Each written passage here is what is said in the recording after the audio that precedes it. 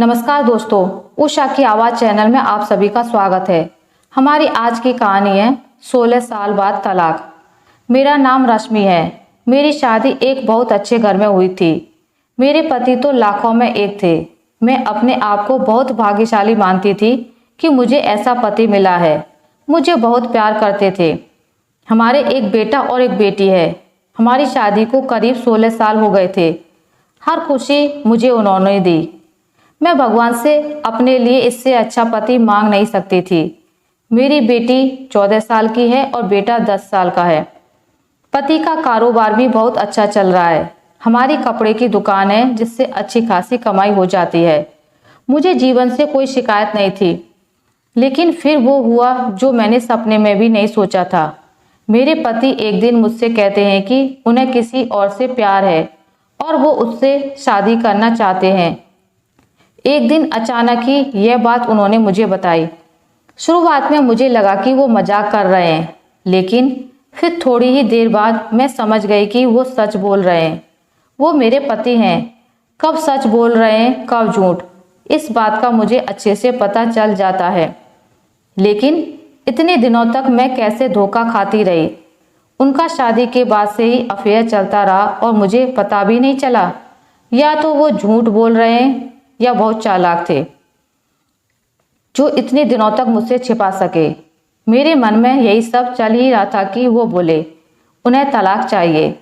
शादी के 16 साल बाद उन्हें तलाक चाहिए। मैंने कहा कि आप पागल हो गए हैं? क्या बोल रहे हैं? कैसा अफेयर? आप झूठ बोल रहे हैं।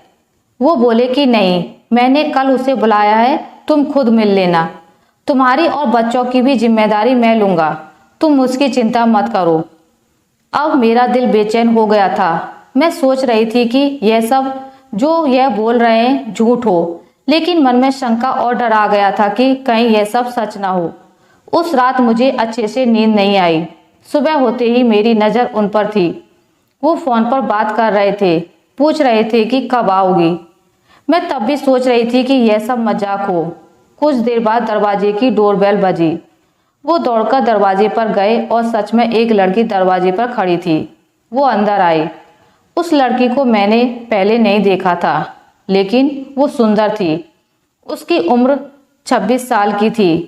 मुझे इस बात का यकीन नहीं हुआ था। मेरे पति ने उसे मुझसे मिलाया, कहा कि यह दिव्या है। मैं अपने काम के सिलसिले में जब बाहर गया था तब मेरी मुलाकात इससे हुई और फिर हमें पता ही नहीं चला कि हम कब एक दूसरे से प्यार करने लगे। उसे देखकर मैं अपने कमरे में चली गई। 16 साल का विश्वास और प्यार इस तरह से टूटेगा मुझे पता नहीं था। शायद उम्र के साथ उनका मेरे प्रति आकर्षण कम हो गया था। वो कुछ घंटों के बाद कमरे में आए और बोले कि मैं फिर दोहरा देता हूँ कि हम अच्छी तरह से अलग होते हैं। किसी तरह का नाटक मैं नहीं चाहता। उनके ऐसा कहने पर मैंने कहा कि यह सब आपको नाटक लग रहा है। क्या हो गया है आपको? आप तो ऐसे नहीं थे। यह कौन सा रूप आपने मुझे दिखाया है? वो बोले कि मैं तलाक के पेपर रेडी करवाता हूँ। दिव्या चाहते हैं कि हम जल्दी से शादी कर लें। मैंने भी उन्हें कहा कि आपको जो करना है करें। मैं आपको तलाक नहीं देने वाली। मैं इसी घर में रहूँगी। मैंने उन्हें अपना फैसला सुना दिया था, पर मुझे पता नहीं था कि वो कुछ इस तरह का करने वाले हैं। अगले दिन से वो रोज दिव्या को घर बुलाने लगे। मेरे बच्चे बड़े थे, अब सारी बातें समझने लगे थे। मुझसे तलाक के लिए वो इस हद तक जा सकते हैं इसका मुझे पता नहीं था। घर में एक 14 साल की बेटी है। उन्हें बिल्कुल भी शर्म नहीं आ रही थी। बच्चों से बात करना भी उन्होंने बंद कर दिया था। बच्चे भी अपने पापा का यह रूप देखकर दुखी थे। एक दिन वो दिव्या के साथ हॉल में बैठे थे। हमारी बेटी से उन्होंने पानी मंगवाया। पानी लेकर वो गई और गलती से पानी दिव्या के ऊपर गिर गया। मेरे पति ने उस दिन हद कर दी। वो दिव्या के लिए मेरी बेटी पर हाथ उठाने वाले थे।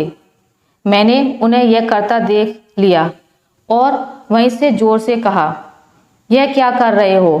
पागल हो गए हो? मैं जानती हूँ तुम यह सब क्यों कर रहे हो। तलाक के लिए? ठीक है, अब तुम इस हद तक जा रहे हो तो फिर मैं तुम्हें तलाक दे देती हूँ। उसी समय मैंने अपना और बच्चों का सामान बांधा और अपने घर चली गई। कोई एक ही दिन में इतना कैसे बदल सकता है? जो अपनी पत्नी और बच्चों पर जान छिड़कता था, अब वो उन्हें देखना भी पसंद नहीं कर रहा है। मैं अपने घर थी, उनका फ़ोन मुझे आया कि मैं तुम्हारी और बच्चों की जिम्मेदारी अभी भी उठाऊंगा। कुछ भी ज़रूरत हो तो तुम मुझे फ़ोन कर सकती हो, मैं पैसे भिजवाता रहूँगा। मैंने कहा कि मुझे तुम्हारे पैसों की कोई ज़रूरत नहीं है। इसी के दम पर तुमने उस लड़की को इम्प्रेस किया है। मैं अपने बच्चों को संभाल सकती हूँ। उम्र के इस पड़ाव पर आकर इतनी अच्छी लाइफ जीने के बाद मुझे फिर काम करना पड़ेगा, इसका मुझे अंदाज़ा नहीं था। जिंदगी कब आपको उठाकर पटक देती है, इसका आप अंदाज़ा भी नहीं लगा सकते। मुझे भी इतने सालों तक उनके साथ रहने के बाद कपड़े के व्यापार का अच्छा अनुभव हो चुका था, इसलिए मैं भी अपने घर से कपड़े का काम शुरू करना चाहती थी। मैं उस इंसान से पैसे नहीं लेना चाहती थी। उनका फ़ोन मुझे आता रहता, बोलते कि तुम मुझसे पैसे ले सकती हो, नया काम शुरू करना है तो भी मैं तुम्हें पैसे दे दूंगा। लेकिन मैं नहीं मानी। मैंने कहा कि आप हमारी नहीं, तलाक की चिंता करो। समय निकलता गया, मैंने अपने बूते पर थोड़ा कुछ शुरू किया और मेरे घर वाले मुझे सपोर्ट कर रहे थे। कुछ समय के लिए उनका फ़ोन आना बंद हो गया। मैंने इस बात पर ध्यान भी नहीं दिया। मैं अब उनसे बात भी नहीं करना चाहती थी। तलाक में अभी कुछ समय था। मैंने उन्हें कहा था कि जब भी आप बोलेंगे मैं आ जाऊंगी, जहां साइन करना है कर दूंगी। मैंने अपने काम पर ध्यान देना शुरू कर दिया। मुझे कुछ माल खरीदने के लिए बाहर जाना था। इतने दिन उनके साथ रहने पर मुझे यह पता था कि क्या खरीदना है और कहां से खरीदना है। उनका यह अनुभव मेरे काम आया। मैं उस शहर माल खरीदने के लिए गई। मैं वहां पहुंचकर उस दुकान से माल खरीद ही रही थी कि मुझे वहां दिव्या दिखाई दी। वो वहां किसी और के साथ थी, हाथ पकड़े हुए घूम रही थी। मुझे देख के साफ पता चल गया था कि अब वो इस लड़के के साथ है। मन ही मन मुझे खुशी हुई कि आखिर मेरे पति ने धोखा खाया। उन्होंने इस लड़की के लिए हमें छोड़ा था, जो कि अब किसी और के साथ है। फिर मैंने मन में सोचा कि अब किसी और को मैं धोखा नहीं खाने दूंगी, इसलिए मैंने उनका पीछा किया। वो एक ओपन रेस्टोरेंट में गए। मैं भी जाकर उन दोनों के सामने बैठ गई। मुझे देखकर उसके होश उड़ गए। वो उठकर जाना चाहती थी, लेकिन मैंने उसका हाथ पकड़ा। मैंने उस लड़की का सच लड़के को बताना शुरू किया। मैंने सोचा था कि मैं उसे सच बताकर उसकी आंखें खोल दूंगी, लेकिन वहाँ कुछ और ही हुआ। उसने जो मुझे बताया उससे मेरे पैरों तले जमीन निकल गई। मैं वहाँ से भागते हुए कैसे भी अपने पति के पास जाना चाहती थी। मैं उनके घर गई।